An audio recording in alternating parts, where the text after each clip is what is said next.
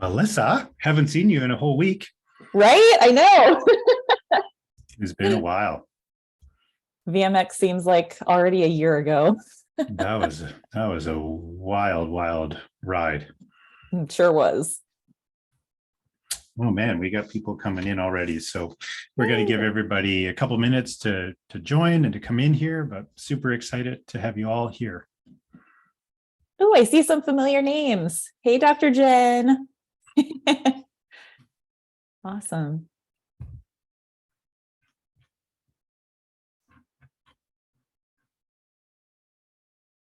Oh, Leah, what's up? Very cool.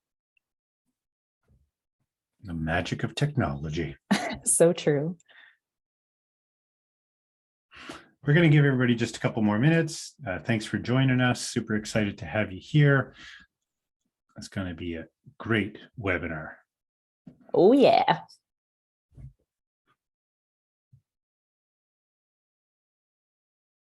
Oh, I can't even keep my days straight right now. I was going to be like, oh, it's perfect for Wellbeing Wednesday. And then I'm like, wait, hold on, not Wednesday. What day is it? Tuesday. We have a saying in Canada, they had Kentucky Fried Chicken had a deal up here back before inflation was a thing. It was called Toonie Tuesdays because we have a $2 coin, Okay. which is now worth about 50 cents American. I'm just joking. Oh, Yeah, it's been brutal for us. yeah. Just one more minute. Melissa, I know you're raring to go, but we'll give people just one more minute to come in.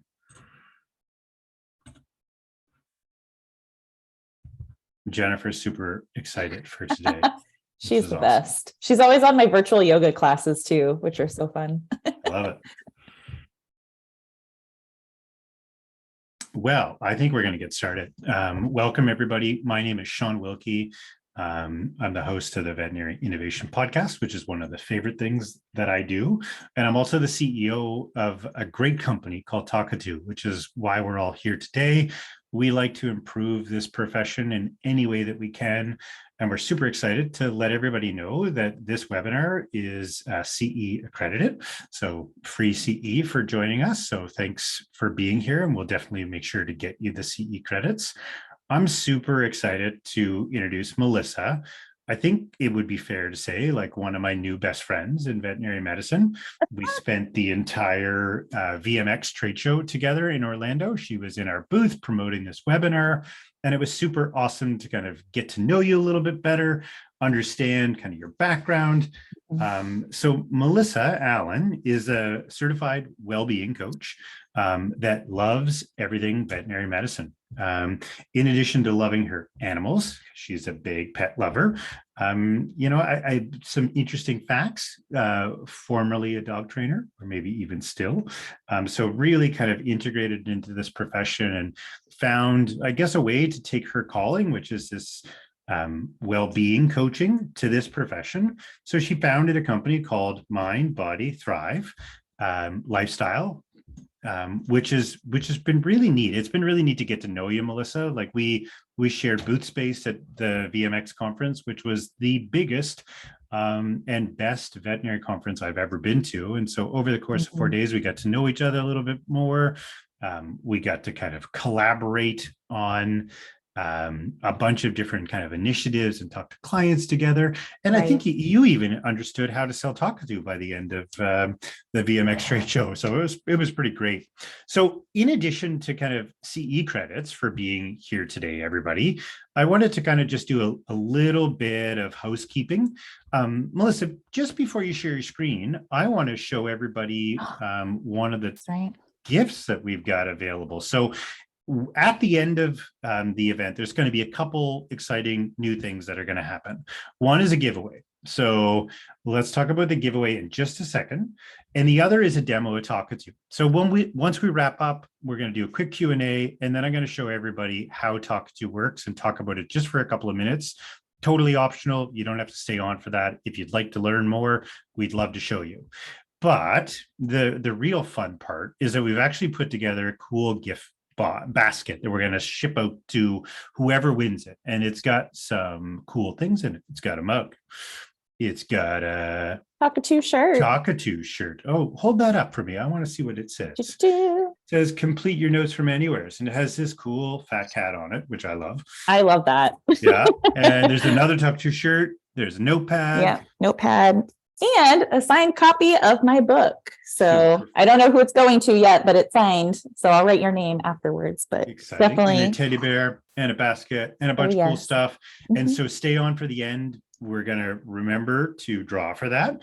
And we're going to ship it out to whoever wins. So I think without further ado, I want to get like right into this. Yes, the recording is going to be available on our YouTube channel for sure. But Melissa, I know that you've been like slowly preparing for this. Are you ready?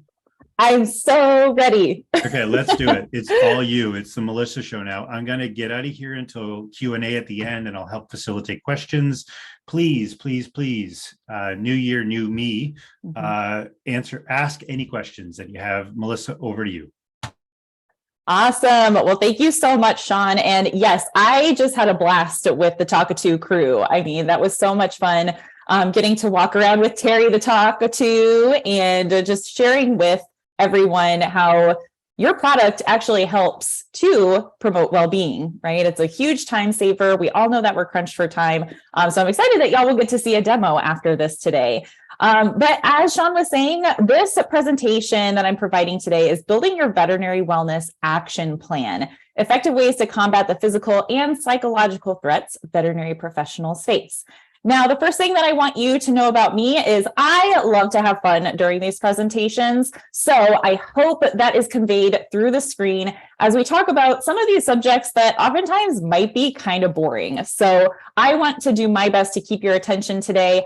Please feel free to engage in the chat, because even if I won't get to see it while I'm presenting, I would love to be able to go back and look through y'all's comments. And oftentimes there's a lot of magic that can happen in a group experience. Maybe someone shares something that they do for themselves that you've never considered doing before that can help support your own well-being too.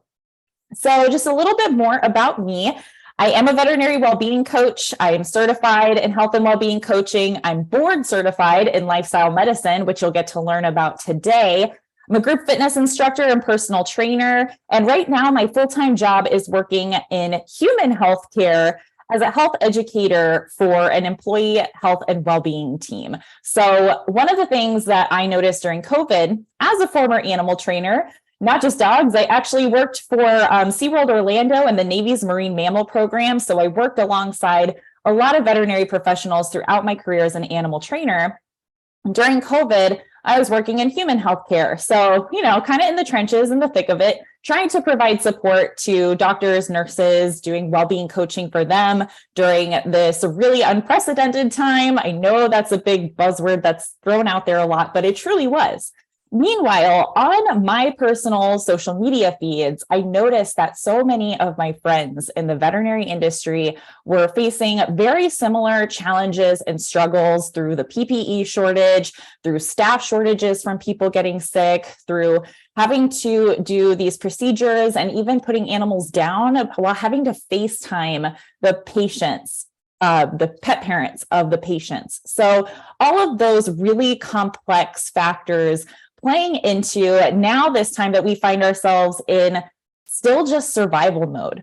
So during that period of time, I started shifting my business to serve the veterinary profession. That's just where my heart felt called. I saw so many of my friends, coming to me and asking me, what can I do for myself? And after doing a quick search on some of the resources that are available, there's not a whole lot that's out there, especially compared to human doctors and nurses. You can do a quick Google search and there's so many freaking resilience toolkits and well-being toolkits that pop up. But on the veterinary side, there's not as many out there. So I really wanted to help come in and beef up the space a little bit. And I happened to be in the startup circle at VMX 2022, so last year. And that's where I made a lot of really great connections that have kind of helped me to expand in this space and even get a better understanding of how I can best serve the veterinary community.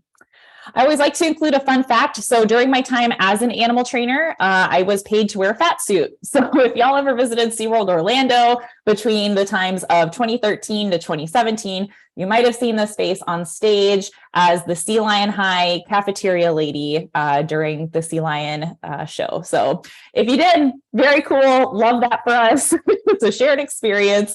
And then, of course, as you can see, this cute, adorable face here is Buddy, the therapy dog.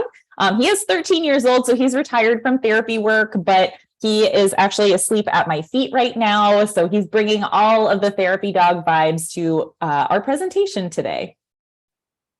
All right, so what are we going to be learning during this session? Well, the first thing that I want to do is a quick overview of the research of lifestyle behaviors and how they relate to well-being. Not just physical well-being, but also mental and emotional well-being too, because that's where we're seeing a really significant toll in our lives. And I do want to preface this by saying the information that I share with you today, if you completely 180 your lifestyle tomorrow, I'm not saying that these lifestyle behaviors are going to make all of your life's challenges disappear or you're going to miraculously recover from burnout. As much as I wish that were the case, that's just not realistic. But what I hope you can walk away from is having this knowledge and knowing that these tools exist to help you feel empowered to focus on what you do have control over, which are our behaviors. The second thing is I want to help you understand the benefits of behavioral risk reduction. We can also positively frame that as health promoting behaviors on your physical, mental, and emotional well-being as veterinary professionals. And then the last thing that we're going to do is conduct a quick well-being assessment. And I would love for you to prescribe yourself a positive health habit by the end of this presentation. So I wanted to start off with this article that I found actually just a few weeks ago, because I promise you, I'm not just making this up to say, all hokey, like if you just live a healthy lifestyle, all of your problems will be solved. But there is a really robust research base starting to emerge that shows how psychological flourishing, which is that point past survival mode, right? That's where we're starting to thrive and flourish and excel in our lives. Reaching that state of flourishing can actually be predicted by looking at how people engage with these 6 lifestyle behaviors of lifestyle medicine. So not only to improve physical health and reduce illness, but also enhancing psychological well-being. So I want you to keep that in mind as we're going through this presentation. We're not going to take time to really assess all of these for ourselves, but I did just really quickly want to offer you the chance to check in on some of these lifestyle behaviors. So thinking about on a scale of 1, not at all, to 5, very much, how important is it for you to follow a mostly whole food plant-based lifestyle? What about getting regular physical activity? What about managing stress? How about 7 to 9 hours of sleep each night? What about reducing or eliminating your tobacco, alcohol, or vaping use? And then what about how important is it for you to create positive social connections? So maybe you want to jot those down really quickly. I do have a place for you to grab the slides after this presentation. So like I said, we're not going to be able to walk through all of these with the time that we have together, but just to kind of start getting those wheels turning. What about motivation? On a scale of 1 to 5, how motivated are you to follow a mostly whole food plant-based lifestyle, get physical activity, manage your stress, get healthy sleep, avoid risky substances, and create positive social connections? And then how confident do you feel? On a scale of 1 to 5, how confident do you feel with following that nutritional lifestyle, getting regular physical activity, managing stress, sleep, reducing, eliminating risky substance use, and creating positive social connections? So again, this is just to start building some insight on where do we find ourselves right now? And that's important because we have to meet ourselves where we're starting to be able to find those ways that we want to grow. And for some of this, you might be like, I don't even care about that. I don't want to hear about it today, Melissa. Like, don't even come at me trying to take away my evening wind down wine. Listen, that is not my approach here. I'm not going to ask you to completely eliminate anything from your life. This is about finding those ways that we can make small positive changes that add up to larger lifestyle transformations over time.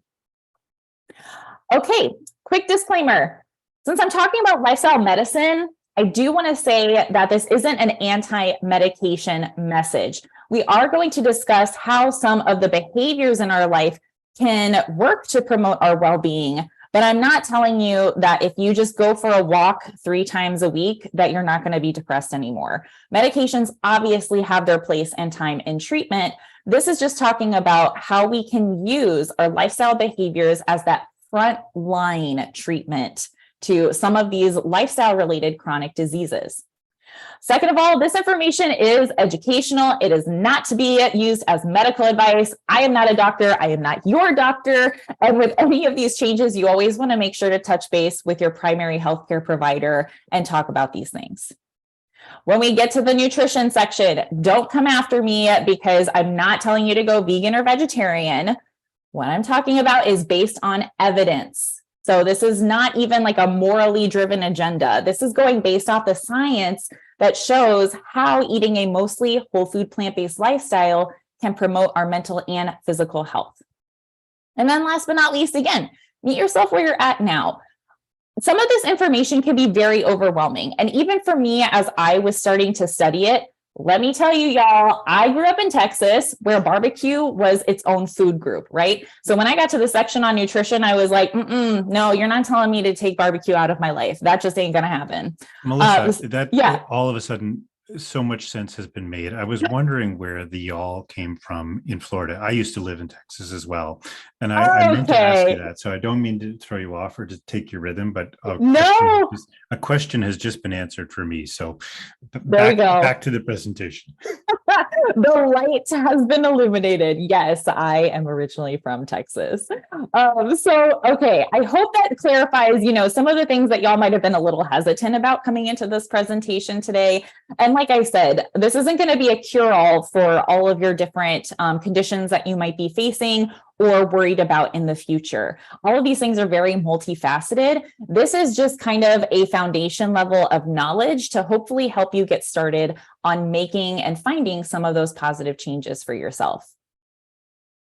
So I've been throwing this term around, lifestyle medicine. What the heck does it mean? Well, this is the scientific definition here. So the use of evidence-based lifestyle therapeutic intervention as a primary modality delivered by clinicians trained and certified, like me, to prevent, treat, and often reverse chronic disease. So if we think about, the spectrum of medicine, right? Lifestyle medicine has actually been around since the days of Hippocrates, right? He said, let food be thy medicine and medicine be thy food.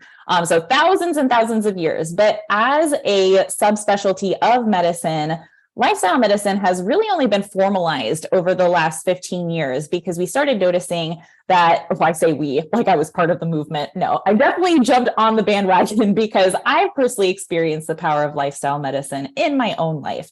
But really what we started noticing was that all of these conditions related to the way that we live, things like cardiovascular disease, hypertension, type 2 diabetes, obesity, and even certain types of cancers, all of these things were on the rise. And what was happening? People were getting prescribed all of these different medications, right? And with medications come side effects. And with side effects, let me put you on another medication to buffer the effects of the side effect of this medication, right? And it just becomes such a system in which we are treating the symptoms of disease instead of the root causes of these diseases. And especially with physical health conditions, there's a lot of comorbidities with mental health conditions too. So we'll talk a little bit more about that as we get into some of these behaviors. But I did want to share the formal definition here. You can see this lovely little colorful wheel has the 6 pillars of lifestyle medicine, which is healthful eating, increasing physical activity, managing stress, forming and maintaining relationships, improving your sleep, and avoiding risky substance use. So why does this matter? Why are we even talking about this? How does it relate to the veterinary industry? Well, we're starting to see that more and more training programs, thankfully, are starting to adopt this type of information into their training programs because we're starting to realize that if our caregivers aren't taking care of themselves, it's going to impact the quality of care that is provided, right? And so a lot of you, I'm sure, got into this industry because you wanted to help. You wanted to help animals. You want it to help people to have animals.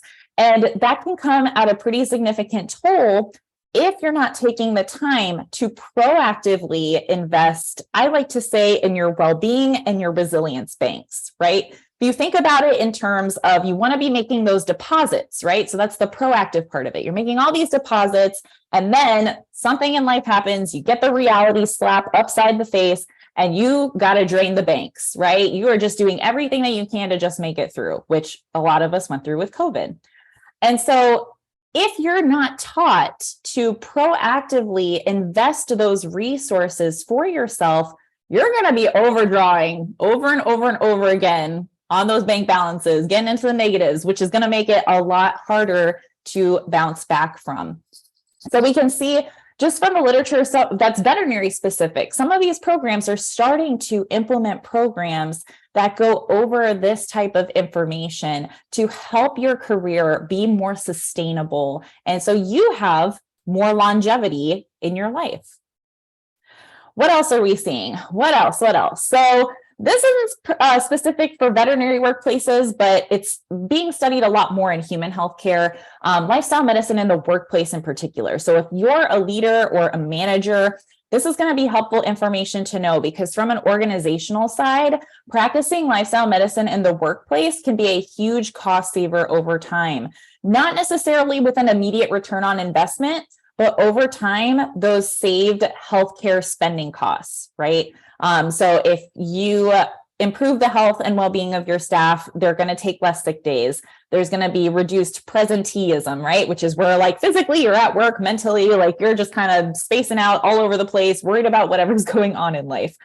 So those are all things that we're starting to see from not just workplace wellness programs, but specifically implementing lifestyle medicine practices within the workplace.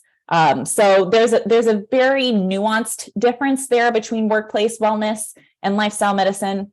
Workplace wellness is more of, providing the different services and resources, whereas lifestyle medicine is bringing those practices into the workplace, maybe having a space that's like a Zen zone where people can go and step away and just do some deep breathing. And there's like lavender essential oils diffusing for stress management, right? It's going to look very different, especially within a clinical environment, but just trying to find those ways that you can incorporate these practices of lifestyle medicine and invite them into the workplace. Okay, and let's talk about burnout really quickly and how lifestyle medicine relates. Again, this is not the cure-all to say if you practice all of these lifestyle behaviors, you'll be good to go. No, because burnout relates or is a very multifaceted issue. There's organizational pressures, there's different workplace structures and environments that have to change. So this is just for you to hopefully feel a little bit more empowered on what can you do for yourself. And so the research has started to show that providers who practice lifestyle medicine tend to have lower rates of burnout at a pretty significant level. And again, this is human healthcare providers, so there are going to be some differences, but just trying to keep that in mind and how this information might be able to translate over into veterinary medicine. Okay, let's get into the nitty gritty. And of course, I want to start with the one that is probably the most controversial. And there's just so many different belief systems out there on, oh, you should go keto and you should do paleo. And there's all of these different diets that exist. But what we're talking about and what we're focusing on today is not eating to lose weight. We are focusing on eating to promote health. So with eating more plants, that's just going to kind of be the broader message of the nutrition section. So let's dive into why should we eat more plants? Well, because the way that we're currently eating is kind of feeding into chronic diseases. Ooh, I know that's a big red flag. And again, take this information just a little bit at a time. Don't let it overwhelm you. But it is a really big problem. And a lot of it, I mean, this is just me kind of speaking from an opinion based with a little backing of research, but it's because a lot of these food companies make a ton of money. I mean, they actually hire like psychologists to figure out how to modify the food to make it more highly palatable and essentially more addictive, right? So that's why it's hard to just eat a handful of potato chips when really that's a serving size, because I know if I'm in a place where I'm stressed out and I want to eat emotionally, that whole bag of potato chips is going down, right? So just keeping in mind that the healthy choice is not engineered to be the easy choice right now. And especially with the standard American diet, which ironically, the acronym is SAD, the foods that are highly processed that we eat actually make us more prone to developing symptoms of anxiety and depression. And that's just based on how our body is going to process the foods, the additives that are in the foods. It leads to more oxidative stress in our body and causes inflammation, which inflammation is linked with a whole range of different chronic health conditions. So ironically, the food that we're eating is not healing or fueling our bodies. It's kind of draining us and making us lethargic. We get bloated because we retain water, like all of this different stuff. It's not promoting our health. And it's usually very nutrient poor. So we're missing out on all of those essential vitamins and nutrients and minerals that our bodies and our brains need to function optimally. And then this was the kicker for me, because again, barbecue girl here. Processed meats like bacon, sausage, hot dogs, and deli meats are actually grouped under the class 1 or group 1 carcinogen, which is right up there with tobacco and alcohol. Y'all, I was in denial for so long about this fact. But if you go and search online, you will see that processed and red meats are linked to some higher incidence of cancers. Now, that's not to say, again, that you should throw meat out the door, right? For some of you, you may have like an iron deficiency where red meat actually helps you feel better. There's all of these different things that are fed into how we should be eating for our bodies. So if you really want to tap into your unique profile as a human being and what your body's particular needs are, work with a registered dietitian. They're going to be able to really help tailor what you should be eating and create a customized meal plan for you based on your body's specific needs, because we're all different, right? So why eat more plants? Well, again, whole food, plant-based tends to be more anti-inflammatory. You can aim for a rainbow plate for variety. The different colors of the fruits and vegetables carry different vitamins and minerals too. So if we can kind of like mix it up with the colors that are on our plates, I'm not saying you need to have like the Roy G. Biv spectrum on each of your plates at every single meal, but just kind of having that variety throughout the day. And again, it decreases your risks of lifestyle-related chronic diseases, like you can see here. And thinking about lifestyle medicine, there are intensive therapeutic lifestyle change programs that take people who, like, if they don't make changes in their life, they will die within months to a few years, right? So they're on the like chronic need side of the spectrum where they need to make changes or else their life is over. In those intensive therapeutic lifestyle change programs, they have actually been able to reverse some of these chronic diseases based on having a whole food plant-based lifestyle with minimal oils and things like that. And it's amazing what our bodies can do if we give it the time and space to heal. So if you're not on that intensive therapeutic lifestyle change side of the spectrum, that's okay too, because we also do want to make sure that we're eating enough fruits, vegetables, legumes, whole grains, to be able to provide the nutrients that our minds and our bodies need to function optimally. So at times, it's not even about promoting health, it's about promoting performance too. Because if you think about food as medicine and food as fuel, how do you want to be fueling your body? And just start to pay attention to how the foods you eat affect how you feel, not just physically, but mentally and emotionally too. There's really cool research starting to come out, y'all, that shows people who consume 7 to 8 or more servings of fruits and vegetables actually show increased rates of happiness. And that was when they were controlling for other factors that are known to influence well-being. So pretty cool stuff there. And again, that could play into the gut-brain connection, which there's still a lot of research that needs to happen. And it's very difficult to be able to study the gut-brain connection. But what has been found is that the gut bacteria is in charge of like 95% of your body's serotonin levels, which serotonin is great for our mood. It's kind of paired along with dopamine, right? It's those feel-good hormones and neurotransmitters. And so those are the things that we want more of to help us feel a little bit better. So what we eat does affect our mood too. So for food feeds mood, we want to try to use a whole food plant-based lifestyle as the North Star, right? It's just kind of that guiding light and principle. And you can see here, Buddy's about to nosh on a delicious carrot. Buddy is a wonderful example of the pillars of lifestyle medicine. So we can see here, he's eating nutritiously.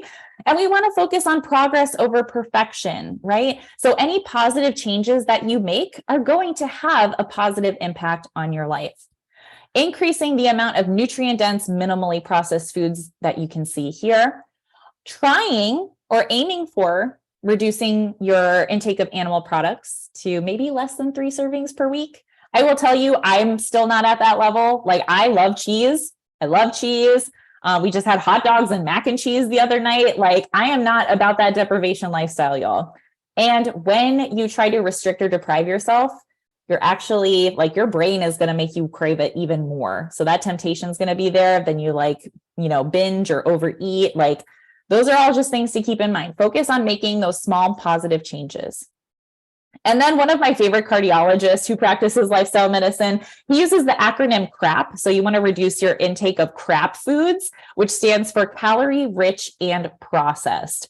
So really looking at those lesser calorie foods that are highly nutrient dense and not processed. So you recognize it, right? You recognize the food that's on your plate. Okay. Woo! That is the most of all the pillars that we will take that deep of a dive into, because there's so much in there that we can't even get started talking about, but hopefully that gives you a nice overview.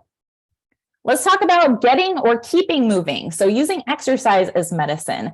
There's really cool studies that show that men and women who were depressed in an inpatient setting were randomly assigned to either an exercise intervention group, a social support group, or a waitlist control group. The exercise intervention that they conducted consisted of walking. So just walking, not like mall walking, just like a leisurely stroll, 20 to 40 minutes, 3 times per week for 6 weeks in a row. The findings of that study reported that the exercise intervention alleviated overall symptoms of depression and was actually more effective than the other 2 groups at reducing the depressive symptomology. So even the peer support and the waitlist control. So I found that fascinating because, I mean, I'm a pretty social person most of the time, but if I can choose to go for a walk 3 times a week to give me a mood boost, that's something that I'm going to stock away and remember for the next time that I'm feeling down. So how else can we use exercise as medicine, or how does it work? Well, we get all of these lovely benefits that you see on the slide here. The ones that I want to point out that also align not just with health promoting, but also performance enhancing is the volume of the hippocampus and the brain-derived neurotropic factor. So why would you want this? Well, those 2 in particular are linked with improved learning and memory. The other thing is that BDNF might actually help trigger the production of more serotonin. So hello, happy feelings.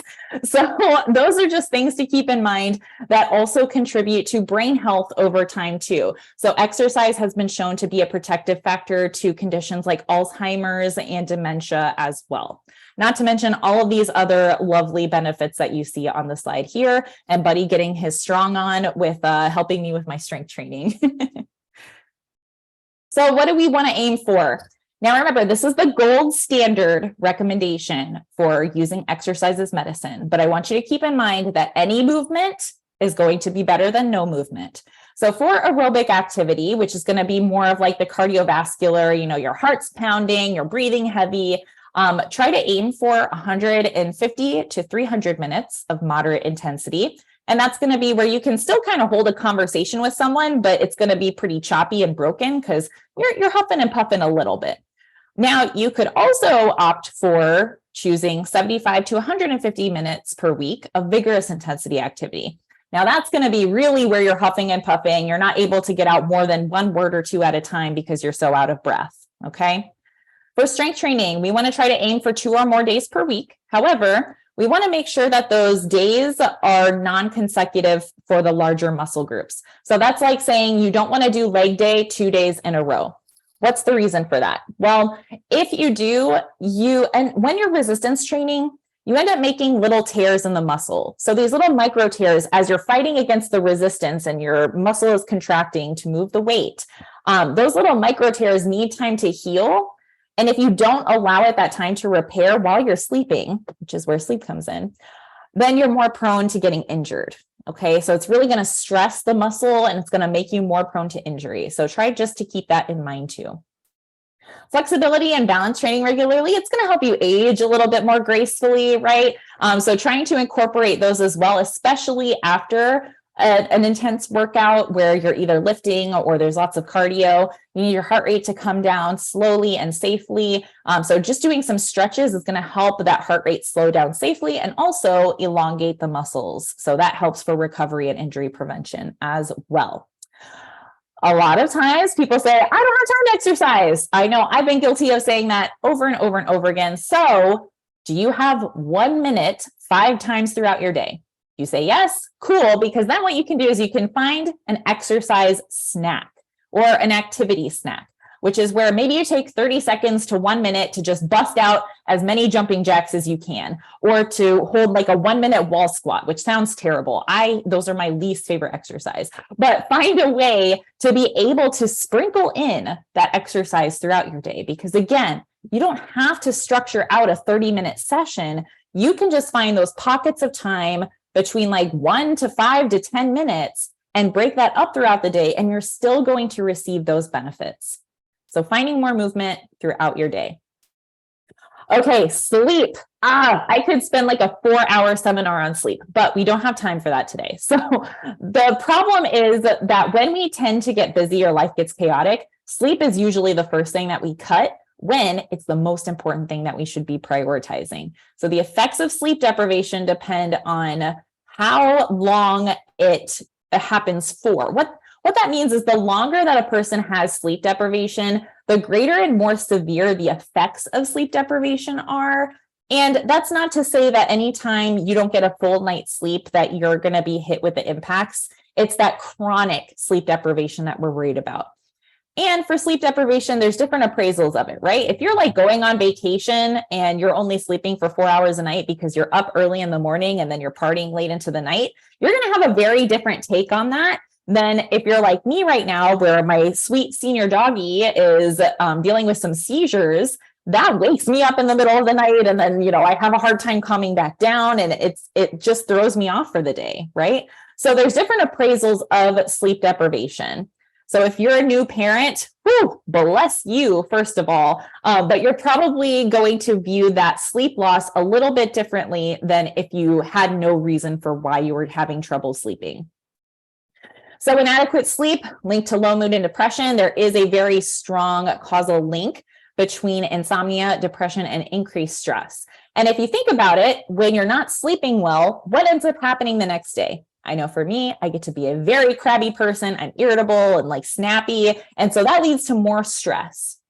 When we're experiencing increased stress, we tend to have a difficult time falling asleep. So then you get trapped in this vicious cycle of sleep loss and increased stress. And it's not good for anyone, right? Especially for you. So trying to find those ways where you can interrupt that cycle by either promoting healthier sleep or better managing your stress throughout the day. You need sleep. It's where your brain and your body press the reset button. It helps you detox all the, stuff that builds up throughout the day. It helps regulate your hormones. It helps repair your mind and your body. And it's where your mind is able to process new information, be able to put things in short-term or long-term memory storage. So those are all reasons why we should prioritize sleep. And yet we tend to not make it our biggest priority, especially when life gets crazy. But chronic sleep loss leads to a whole bunch of nasty physical and mental health effects. So as you can see here, if you maybe experience some mental health conditions already, sleep loss is going to exacerbate that. If you're not currently experiencing any mental health conditions, then sleep loss could onset that. So just being very aware of how these behaviors have an impact on your total human person. So what can you do? Well, you do want to make sure that you're ruling out any underlying medical conditions for your sleep loss. All right. So definitely chat with your healthcare provider about that. But some of the things that you can do to promote a better night's sleep. So you want to make sure that your environment for your bedroom is quiet and comfy and dark. You want to try to get more towards the 7 to 9 hours of sleep per night. Try to have a regular sleep schedule as much as you can. I know for my night shifters and my shift work vet pros, that's going to look a lot different. Just try to do your best. But for all of you, trying to get sunlight during the day is going to help your circadian rhythm kind of synchronize, which is going to lead to better sleep at night. Keep the bed/bedroom for sleep only. I have the 2 little stars there because there is one exception. If you want to, get your freak on in the sheets, that is the one exception to what you can use the bed and the bedroom for. You don't want to be worrying in bed, reading in bed, watching TV in bed, eating in bed, because all of those behaviors are incompatible for sleep. So keep the bed and the bedroom environment for sleep and sex only. All right. Develop a nighttime routine is going to help better prepare your mind and your body for sleep, and practicing relaxation techniques, which leads into stress less, because that is part of being able to better manage our stress response. Now, I experienced 2 stress-induced illnesses when I was an animal trainer, because I was just like giving my all to my job. I was like, I love what I do. Things are great. I'm not stressed, but I was stressing my body and not paying attention to the warning signs. And I ended up with hand, mouth, and foot disease, which is common in preschool children. And 3 months later, I ended up with shingles on the left side of my face. And shingles is common in the elderly. So my doctor was like, listen, you got to get your stress under control, because your body is telling you that obviously you're not getting enough rest and something needs to change, because I don't want to see what comes after shingles. So just be mindful that your body tells you signals of what it needs a lot of the time. So why do we want to manage our stress? Well, because like I mentioned earlier, I am a stress eater. If I am stressed, I will reach for that bag of potato chips and just try to eat my feelings. So it does lead to negative lifestyle choices, whether that's overeating, whether that's oversleeping, drinking too much, all of those things.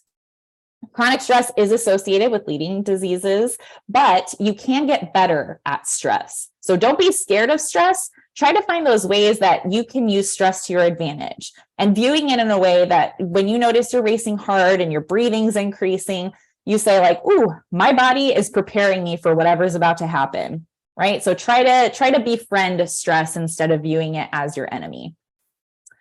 Hope serves as a protective factor. So if you can find things that you're looking forward to in life, or things that give you hope, I like to keep a smile file for when I'm feeling down. So anytime that I get like good reviews or kind words from clients, I will screenshot it and save it in my phone, so that way I can turn to it whenever I need a little boost.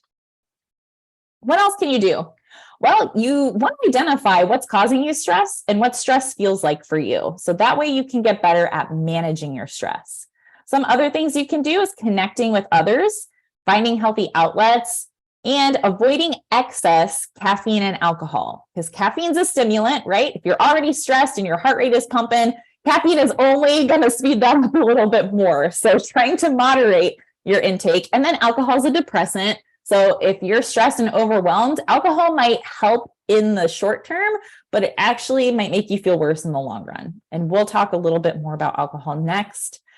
Exploring mindfulness and deep breathing techniques, and then finding ways to incorporate stress relief and sprinkle it in throughout your day. Because a lot of times, especially here in the States, what we do is we'll wait until we're on vacation to be like, I can relieve my stress. But how often do you actually go on vacation? Maybe like twice a year, if you're lucky, right? So all that stress building up in the meantime, like you need to get more proactive at being able to manage your stress on a daily basis. Even if that's taking 1 minute to do some deep breathing during your day, either before you start seeing clients or after you start seeing your clients. Nature is also a really great resource to be able to help us stress less. Nature bathing is a term, or forest bathing, that's coming up in the research showing the mental and emotional benefits of spending time in nature. And there's actually light therapy that has started showing up too. So there's different dosages of light that can help reduce symptoms of depression. So maybe you try doing some gardening, which can be helpful in practicing mindfulness and feeling more connected to something bigger in the world, right? So the thing about stress and stress management, so you have to find what works best for you. I used to hate yoga and people swore by it. And now I teach yoga and it's one of my favorite things to do. So even throughout your lifetime, you may have to play around with some of these strategies. Avoiding risky substances. All right, y'all. We know we shouldn't be smoking. We know we shouldn't be using illicit drugs. We know we should only use prescribed medications as they're prescribed by your provider. But what we don't talk about a lot is alcohol. And alcohol, as I mentioned earlier, is actually listed as a class 1 carcinogen right up there with tobacco. Again, this isn't very highly promoted because alcohol companies make a lot of money, and it wasn't really taught to us the dangers of alcohol and what low risk drinking looks like. So that's what I wanted to share with you today, along with reasons that alcohol isn't good for us. It does create inflammation in the body, which is going to weaken your immune system. It's a depressant substance. It interrupts your sleep cycle. So I know what you're about to say. Oh, but Melissa, if I have a drink at the end of the day, it helps me fall asleep at night. And that could be true. It helps you fall asleep faster, but it actually interferes with your sleep cycles throughout the night, leading to less restful sleep. I know, I'm sorry. Not to mention that alcohol use is linked to a whole range of different, I should caveat that by saying high risk alcohol use. Moderate to high risk alcohol use is linked to a lot of chronic health conditions. So what can we do? We want to follow low risk drinking guidelines. If you're not drinking alcohol, please don't start. That's the recommendation from the Centers for Disease Control, American Heart Association, and American Cancer Society. Listen, y'all, it might be the cool thing to do, but alcohol is kind of the new smoking, right? I hate to say it that way, but more and more of the research coming out is showing the detrimental effects that consistent and habitual alcohol use takes on our toll. It takes a toll on our minds and our bodies. Ooh, I know. So for moderating alcohol use, so that way you can still live your life and enjoy what's going on, you want to be aware of what constitutes a standard drink size. So you can see the lovely little diagram here. We got 12 ounces of a 5 ABV percent beer, 5 ounces or 12 ounces of a 5 ABV beer, 5 ounces of a 12 ABV glass of wine, 1.5 ounces of distilled spirits, which is about 40% ABV. So having that awareness, because you actually do want to be measuring out your drinks. I know it sounds silly, but that's the only way that you're actually going to be able to pay attention to how much alcohol you're consuming. And for men, you should be having no more than 4 standard size drinks on any given day and no more than 14 standard size drinks within a week. Women, we metabolize alcohol a little bit differently, so ours is lower. No more than 3 drinks on any day, no more than 7 drinks within a week. Ooh, I know. When I first learned about this, again, I was in denial. I was kind of taken aback, like feeling personally attacked, but I have made a lot of changes since then, and I do notice the difference. So if you have that lived experience, kudos. But yes, we also want to be aware of binge drinking, because binge drinking is where we tend to have more and more of the significant health effects. So that's what constitutes high risk drinking, is if you engage in binge drinking episodes. Alcohol is used a lot of times to try to self-medicate for things like social anxiety, stress reduction, but it actually can worsen both anxiety and depression symptoms. So just trying to be aware of that. And especially with binge drinking, it's actually one of the leading preventable causes of death in the US. And the reason for that is because we do kind of have a work hard, play hard mentality, right? So just trying to be mindful and intentional about when you're consuming alcohol and how much you're consuming. All right. Don't worry, I still pop that Prosecco, enjoy myself a nice glass of wine. You can still live your life, but in a slightly healthier way. And then last but not least, positive social connection. So the reason this pillar is important is because as humans, we are made to be social beings, and social isolation significantly increases a person's risk of premature death from all different types of causes. So trying to keep that in mind, what can we do about it? Well, to hopefully motivate you to have more positive social connections, look at all these lovely benefits that you get on the slide here. Now I get to introduce you to our kitty, Jackie. So you can see he's not that small anymore. That was when we first rescued him a few months back. But him and Buddy are pals now. So he's probably off making trouble somewhere. But you can see on the slide these different benefits of positive social connections. And I say positive social connections because I am sure y'all, like me, have those people in your lives where it's actually more draining to be around them. And you want to find more of those people that energize and uplift you, right? So positive social connections and relationships. What can you do to increase that for yourself? Well, maybe you find a cause that's meaningful to you and you start volunteering, going to some networking or social events. I know VMX had like a ton of networking events that were so much fun to connect, either reconnect with people or to connect with new people. Cultivating current relationships that you have, but also finding those micro moments of connection. So I mostly work from home now. So I try to actually be intentional about catching my mailman and like saying hello to him.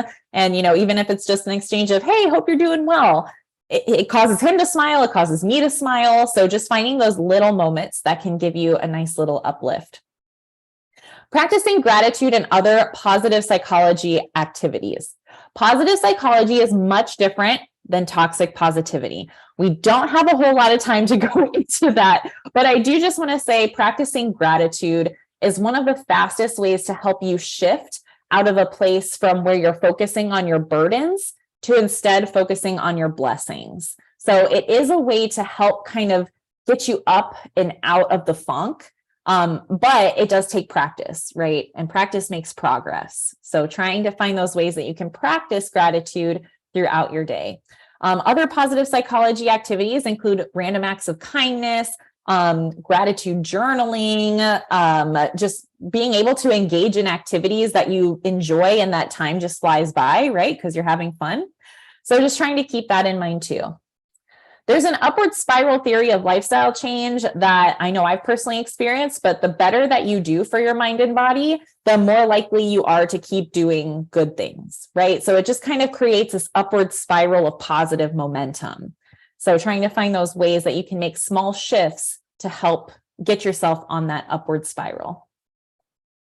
Laughter is medicine. Y'all find some fun YouTube videos. I follow so many hilarious dogs on TikTok now. Like, if I'm feeling down in the dumps, I can turn to those channels and like immediate dopamine boost. So there you go. Find ways to help yourself laugh. Okay. Woo, what a whirlwind. I wanted to offer y'all, and I don't think you'll have a chance to do it in session today, but I do have a really great reflection activity. And the reason that I love it so much, I'll drop the link in the chat. The reason that I love this activity so much is because it actually gives you tangible things that you can take away and create goals from, right? So if you can read it on the screen here, we have some that, let's see, what's a good one? I perform strength training exercises twice a week. So what you'll do is you'll rate yourself on a scale of 1 to 5, 1 being I never do this, 5 it's regularly part of my routine.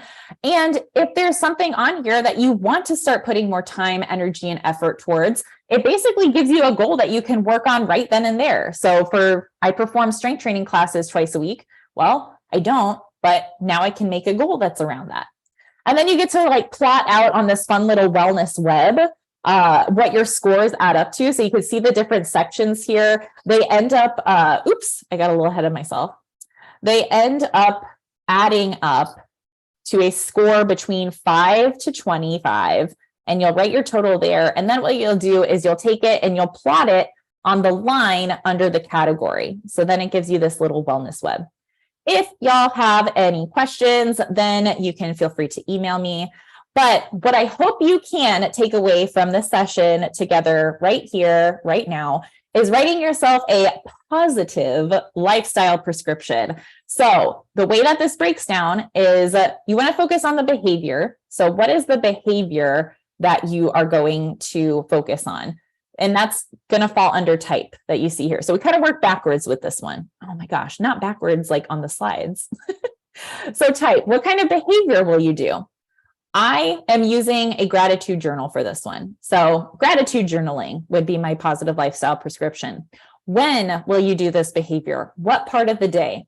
I like to do mine right before I start getting ready for bed. So it will be at the end of the day. Intensity, how long will you do this behavior? I usually schedule it for about 5 minutes. I have a little timer that I set, and then I just go to town. Frequency, how many times per day or per week will you do this for? I aim to do it every day, but to be realistic, because the weekends get away from me, I try to do it every work day, so 5 days a week. So hopefully you will be able to write yourself this fit prescription. You don't have time to now, then I would encourage you to try to make that your homework today to be able to actually start implementing the information that we talked about today here. And I always like to leave people, because this was a lot of information that we just flew through today. Just take a moment, take a breath, and then ask yourself, what is the first smallest step that you can take for your own well-being today? And just focus on that over and over and over again. Instead of trying to set those really ambitious, overarching goals, trying to focus on what's the first smallest thing you can do for yourself. And obviously wanted to share lots of resources with you all. Some of them you probably already know of, but I did want to link a resource to each and every pillar that we talked about today. So nutrition, sleep, stress relief, all that good stuff. And thank you all so much for your time and attention. Whew, I mean, that was just a whirlwind experience. I loved just checking in the chat for being able to share. Oh, I just realized my link only went to the host and panelists. So thanks for having my back, Will. I do have another link that I was going to share, and this is how y'all can complete the form to get a copy of the slides sent to you. And then if you want a free gift, feel free to scan that QR code. It's a nice little positive habit digital workbook. And it comes with access to the Healthy app for behavior tracking.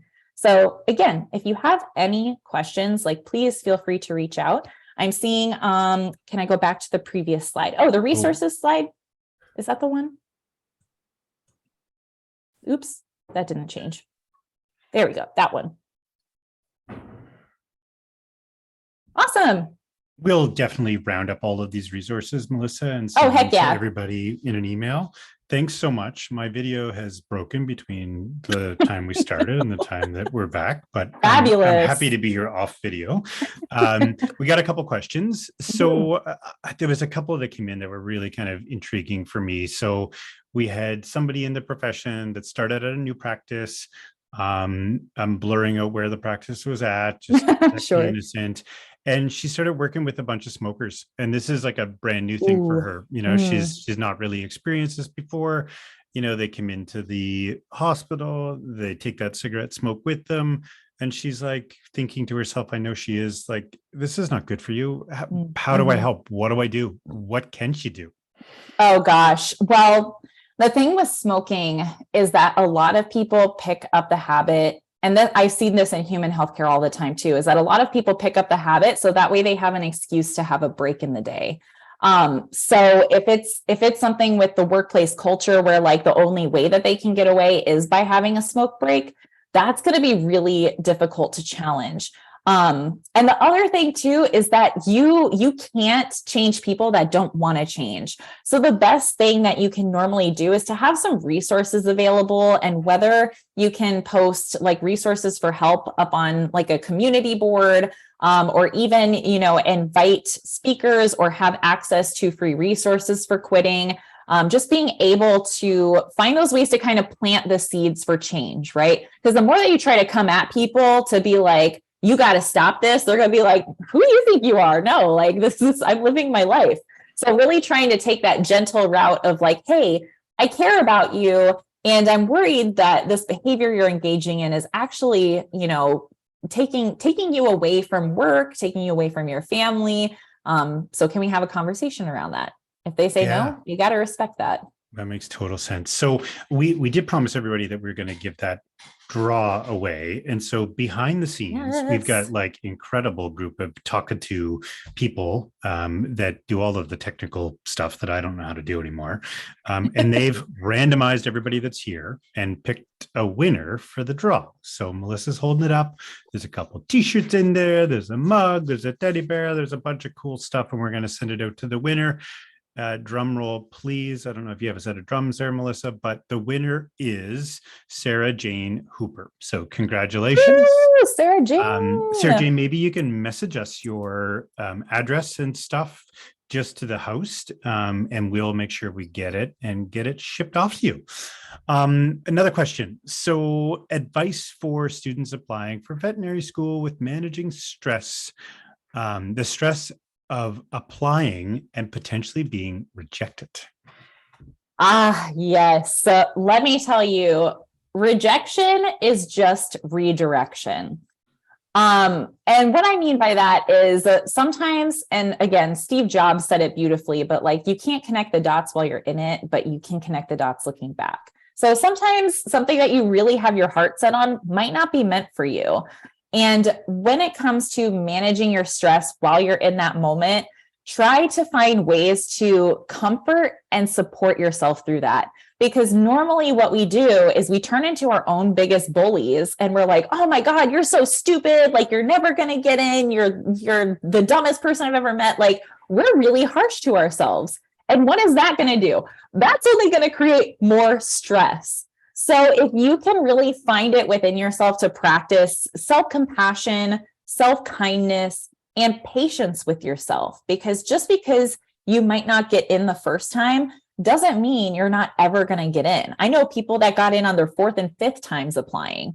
So if it's something that you truly have your heart set on, maybe it wasn't the right school for you. Maybe it wasn't the right time in your life. And, something's about to happen that you have no idea. But really just trying to have that faith, that hope, and treating yourself in a way that's comforting and supportive during that time. Makes a bunch of sense. So another question here, new year, new me. I've tried all of this stuff before. How can I give myself the best chance to make a positive change?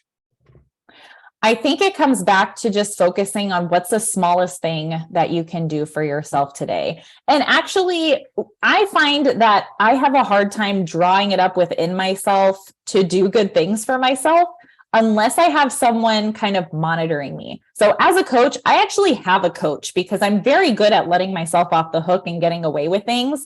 But if I have to report back to somebody, I am a lot better at following through with the goals that I set for myself. So having that sort of social support and accountability can be really helpful, especially with lifestyle and behavior changes. Finding what works best for you and not setting such ambitious goals at times. One of the things that I'm sure this population that I'm speaking to today, a lot of high achievers, maybe perfectionistic tendencies. And so that first little slip up that happens, it's like, oh my gosh, I should just quit. I'm just going to go eat that whole pint of Ben and Jerry's ice cream because I didn't do my workout today. That's not really going to be the most helpful, right? So just constantly reconnecting with one, why is it important for you to make this change?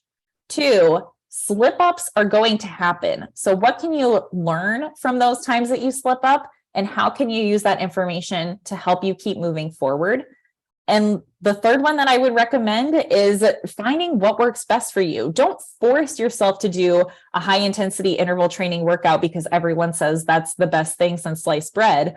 If you enjoy a dance party, go find a Zumba class. Or if you want to, do a bar class, go try that out. So it's really about becoming your own experiment and allowing yourself to fail as long as you learn from those failures. That's totally awesome, Melissa. Listen, it was super great to have you here. Thanks to the audience for all the great questions. And it was totally awesome. You nailed it. Thank you very much. Thank you. Obviously, I have a really fun time sharing the stuff that I'm super passionate about. So thanks for being here today, y'all.